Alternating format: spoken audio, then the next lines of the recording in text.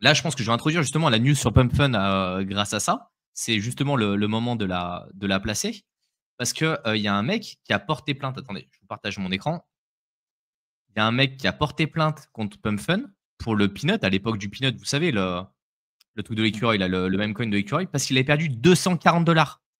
240 $, il attaque PumpFun, alors que les mecs brassent des millions.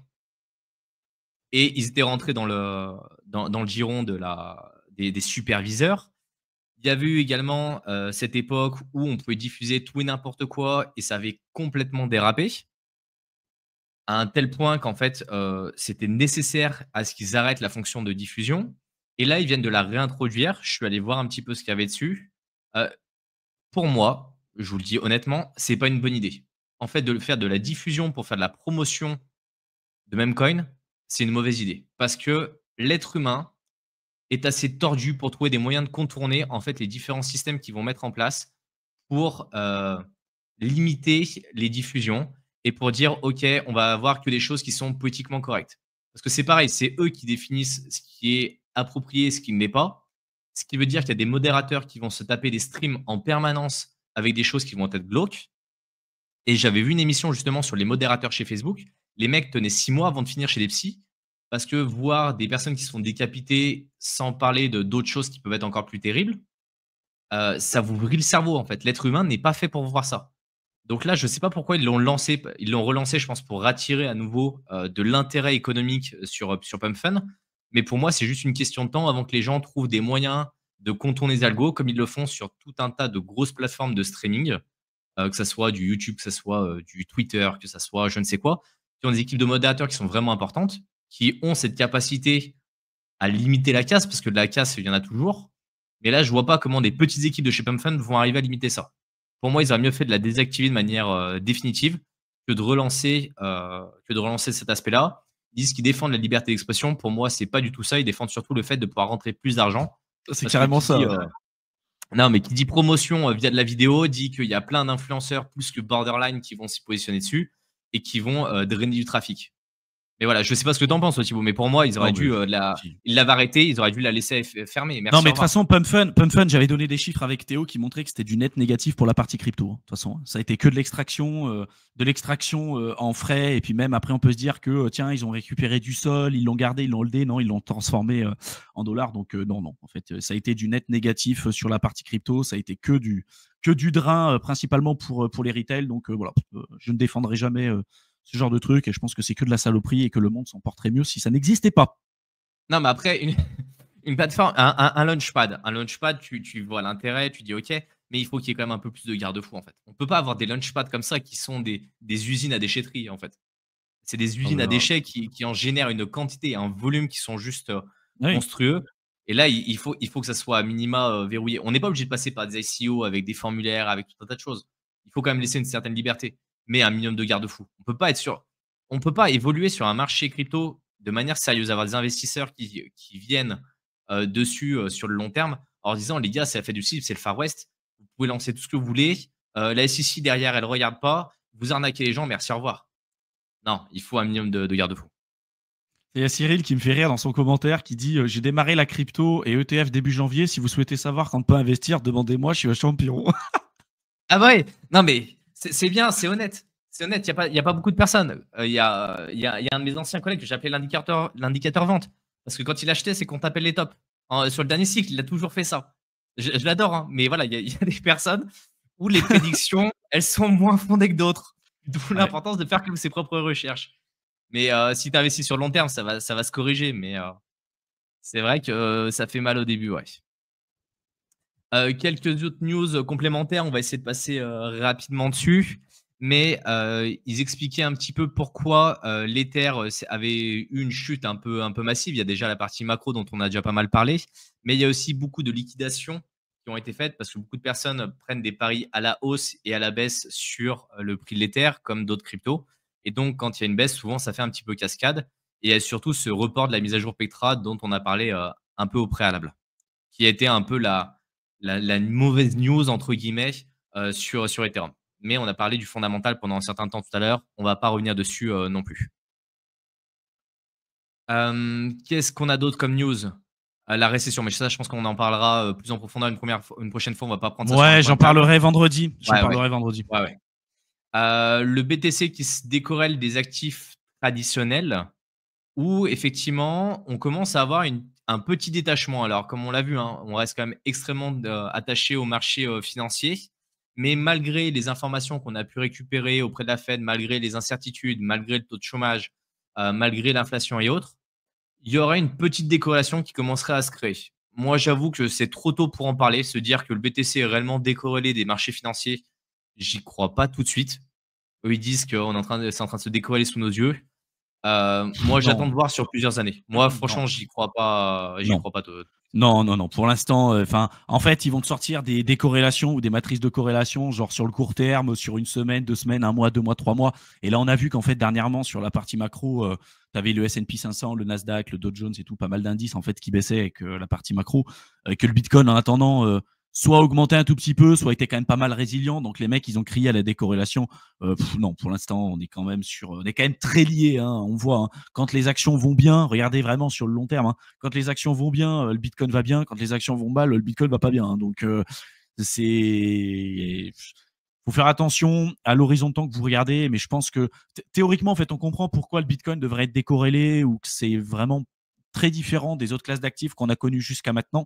Mais à l'heure actuelle, on n'est pas encore sur quelque chose d'aussi fondé. Je pense que dans la tête de beaucoup de gens, c'est encore un moyen, un véhicule spéculatif et tout. Hein, voilà. Oui, oui, mais il va falloir beaucoup plus de temps pour que ça se décorrèle vraiment. Depuis, ça colle pas Aujourd'hui, mal. tout reste lié. Exactement, c'est ça. Ça a décollé que vendredi. En fait, depuis, ça colle quand même pas mal. C'est tout à fait. L'idée, c'est de pondre un peu de la news. Hein. C'est que les mecs, ils sont là pour essayer de relancer l'affaire. Et ouais, j'y crois pas trop, moi, ce côté-là. Il y avait une autre news aussi que tu voulais présenter avant que je passe après Euh, moi, sur la partie Binance Research. Si tu dois partir, après, tu partiras. Hein. Je ferai la partie Binance Research, yes. rapidement. Ouais, On bah, reste je peux volontairement avec présenter. vous, hein, les gars, plus longtemps. Excuse-moi, Mika. Mais on reste Vas-y, volontairement vas-y, avec vas-y. vous plus longtemps. Plus longtemps avec vous parce que là c'est le retour du roi comme on dit. Ça Ouais, fait ouais, plaisir mais de le voir. je reviendrai rapidement. Cette fois, je serai pas absent de moi. J'ai vu qu'il y en a qui parlaient de mon bronzage. Merci, c'est très gentil. Effectivement, il faisait beau. Il fait chaud encore en Thaïlande en ce moment. Et même dans les autres endroits, hormis en Chine où je me suis pris à -7 degrés. Ah, Voilà, où du coup, il y avait de la neige. Mais à 3200 mètres d'altitude, on crame vite. Allez, je présente vite fait la news qui est effectivement sur la clarification des stablecoins auprès de la SEC. On voit que quand même le discours de la SEC, il a pris un virage à 180 degrés quand même depuis l'arrivée de Trump. Hein. Quand on voyait qu'avant, il se battait sur le moindre bout de miette qu'il trouvait pour essayer de faire de la paperasse, là, ce qu'ils expliquent, c'est qu'ils ont clarifié la position sur les stablecoins traditionnels. Qu'est-ce que j'entends par stablecoin traditionnel? Vous lirez l'article. Mais globalement, c'est tous ceux qui sont backés par soit des bons du Trésor américain, soit des obligations ou du cash directement, mais ceux où il n'y a pas de rendement, pas les algorithmiques. Euh, je ne sais pas si le DAI rentre dans cette chose-là. Peut-être que l'USDS va rentrer sous couvert de cet élément-là, mais dans l'article, ils n'expliquent pas que les tokens qui sont collatéralisés, comme peut l'être le DAI, feraient partie de cette régulation. À voir si certaines personnes ont plus d'infos. Mais pour moi, je pense qu'en fait, cette régulation, elle a surtout pour but d'aller asseoir la régularisation au niveau de l'USDT et de l'USDC. Et peut-être du FD-USD couvert par Binance. C'est majoritairement pour les 3 plus gros qui l'ont mis en place et qui ont validé ça. Après, tout ce qui est rendement, comme je dis, hein, tout ce qui est stablecoin à rendement, aujourd'hui n'est pas encore couvert et ça reste dans un espèce de flou juridique. Donc faites attention sur le fait d'en posséder parce que ça peut très bien être interdit très rapidement. Et avec Mika, ils sont capables de faire n'importe quoi en Europe. Donc on n'est pas à l'abri du jour au lendemain, ils nous coupent l'herbe sous le pied aussi. sur la partie centralisée. Hein, voilà, c'est après si vous avez Ouais, fait ça de va la décentraliser, DeFi. bien sûr.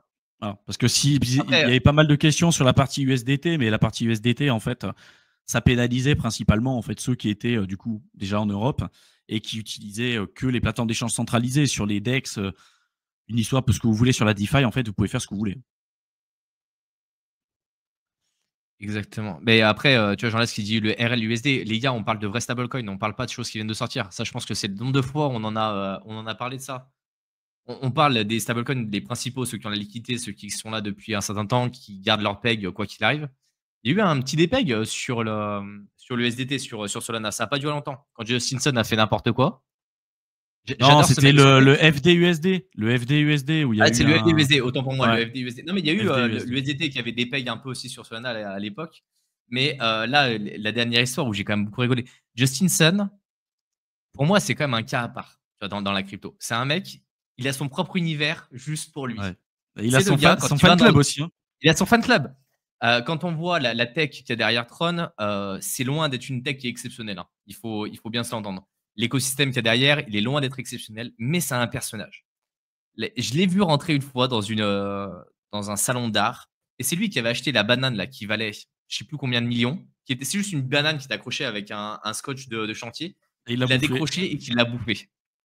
Et j'aime ce côté un peu j'ai assez d'argent. Voilà, j'ai assez d'argent pour casser les codes. Sauf qu'en fait, c'est un mec qui a tellement d'influence sur une communauté que quand il se met à faire du FUD qui n'est pas du tout fondé, pour le coup, ça a un impact qui est énorme, en fait. Même sur des projets qui lui appartiennent pas. Et ça, je trouve ça plus que borderline. Mais le personnage, j'avoue qu'il me distrait. J'aime la distraction du personnage. Après, son écosystème beaucoup moins, mais j'aime la distraction du personnage. Et il avait payé aussi 4 millions pour bouffer avec Buffett. Ouais, ouais. Ouais, Buffett, non propre. Ouais, mais c'est pour ça, j'aime le personnage. Mais après, effectivement, d'un point de vue crypto, il y a beaucoup à en redire. On est bien d'accord. Je dis pas que c'est pas Vitalik. Hein. Vitalik, pour le coup, c'est quelqu'un qui construit, qui a l'intelligence qui va avec derrière. Justinson, je pense pas qu'il soit bête, mais il a ce côté un peu cassage de code. Bah en fait, il est très dans le marketing. Tron, on peut regarder même la charte de Tron, hein, elle est moins dégueulasse que celle de l'Ether sur ce cycle. Hein. C'est ça la vérité aussi. Hein. Je dirais la charte de Tron, elle est meilleure que celle de l'Ether sur ce cycle. Et en fait, là où les gens ont pas mal questionné aussi la partie Vitalik, c'est que Vitalik, en fait, à la base, c'est un gros techos. Ouais, marketing et tout, il est même limite autiste, Vitalik, tu vois, quand il est avec le robot chat là et qui commence à faire des trucs et tout, tu fais mais tu vois ça, et du coup ça donne pas envie, tu vois, tu dis putain, d'un côté t'en as un qui est multimilliardaire, parce que Justinson c'est quand même quelqu'un qui est multimilliardaire quand même, qui en Europe et en Occident, même aux États-Unis, est pas apprécié du tout, mais en Chine il est idolâtré le mec. Hein. C'est un gars, il a vraiment son fan club, ses fanboys et tout. Et il y a même eu un live qu'il avait fait, et ça je pense que les anciens l'ont peut-être vu passer. Ça a été un live avec Peter McCormack, d'accord, le mec qui a un podcast qui s'appelle What Bitcoin Did, avec mon super accent anglais. Il a fait un live avec lui où en fait ils étaient dans une espèce de boîte à striptease. Il servait des verres d'alcool et tout. Et Justinson, il était complètement cuit. Il était cuit comme une rave, le mec. Et à un moment donné. C'est les Chinois. Ça, c'est le grand jeu des Chinois dans le business. Hein. Et mec, ce qui est hyper drôle, c'est que t'as Peter qui commence à arriver vers lui. Il lui dit ouais, donc du coup, Tron, tu en parles un peu. Et il lui dit c'est un shitcoin ton truc. L'autre, il dit ouais, c'est un shitcoin. Et puis il regarde la caméra. Il dit achetez mon shitcoin. De toute façon, il se passera jamais rien, mais achetez mon shitcoin, tu vois. Et ça, c'était en 2018, je crois, si je me trompe pas. Pour les anciens qui ont vu la vidéo, franchement, jetez-y un coup. Enfin, qui l'ont pas vu, jetez-y un coup d'œil. Parce que vraiment, c'est quand même assez drôle. Et vraiment, il en a rien à foutre. Quoi. C'est vraiment le mec, il en a rien à foutre. Tout ce qui va faire parler de lui, c'est un peu comme un Trump, mais un Trump gentil. Tu vois. Trump, lui, on parle de lui, on s'en fout. Mauvaise presse, bonne presse, on s'en fout. Ça reste de la presse et du marketing, tant mieux pour lui. Justinson, c'est un peu le Trump de la crypto, mais en gentillet. Tu vois. Vitalik à côté en marketing, il est pas dingue. Mais c'est pas son rôle non plus. Ouais, mais après, il a son fan club. Ouais, voilà. Buy My Shitcoin, qui a une puissance juste qui est démentielle. Alors que tu vois les fondamentaux derrière, tu saignes des yeux, mais c'est ça. Le marché chinois est quand même très particulier. Mais il y a une force de frappe qui est colossale. Hein. Il y a du pognon, il y a des mecs qui sont prêts à suivre, et surtout, il y a des entrepreneurs qui sont extraordinaires là-bas. Faut pas l'oublier, ça. C'est clair. On va peut-être passer au rapport. Toi, si tu dois y aller, hésite pas. Yes. Moi, je vais finir sur le rapport. Je vous abandonne. Merci à tous, en tout cas, pour l'échange. Ça fait plaisir. Et puis, je reviens rapidement. Je vous tiens au courant. Yep. Le live, du coup, tu le feras la semaine prochaine, c'est ça? Tu Ouais, referas je un pense que je live. ferai un live la semaine prochaine, exactement, c'est ça. Juste Ok. vous et moi.